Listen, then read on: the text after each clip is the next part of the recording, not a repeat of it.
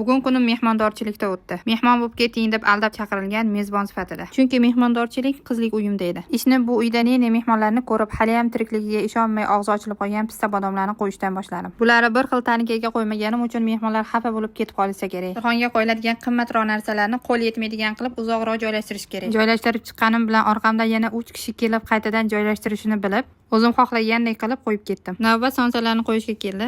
Bilganingizdek, hozircha faqat kuryerlik qilyapman. Uyda 19 yil yashagan bo'lsam ham haligini yonidagi anuvni topa olmayman. Topolmay gap eshitgandan ko'ra kuryerlik yaxshi. Meni chaqon qiz deysin deb yugurib xizmat qilyapman. Chunki odamlarning ko'ziga ish qilishga o'rganib qolganman. Kiyinsam ham odamlarning ko'zi uchun, ishlasam ham odamlarning ko'zi uchun. Mehmonga qancha odam kelishini aniq bilmaganimiz uchun doim qo'shimcha xonalarni tayyorlab qo'yamiz. Agar bu yerga hech kim o'tirmasa, keyin o'zimiz mehmon qilamiz. Nimaga mayonezga qopqoq qo'yilishini bilmayman. Chunki bunaqa yig'inlarda doim qorindan kesib ishlatamiz. Pulga kelgan narsalarni bir tomchini ham uvol qilmaymiz. Endi dasturxonga onasi o'pmagan tovuq go'shtidan grill. Biz tarafda mehmon qo'liga suv quyish eng obro'li ishlardan biri. Sizlarda ham shunaqami? Mehmondorchilikni chilabsinsiz tasavvur qilib bo'lmaydi. Keladi deb ertalab tomni ustigacha shipirib chiqamiz. Biladi, mehmon tomga chiqaman deb qolishi mumkin-da. Mehmondorchilik davomi 2-qismda. Keyingi qismni ko'rish uchun menga obuna bo'lishni unutmang.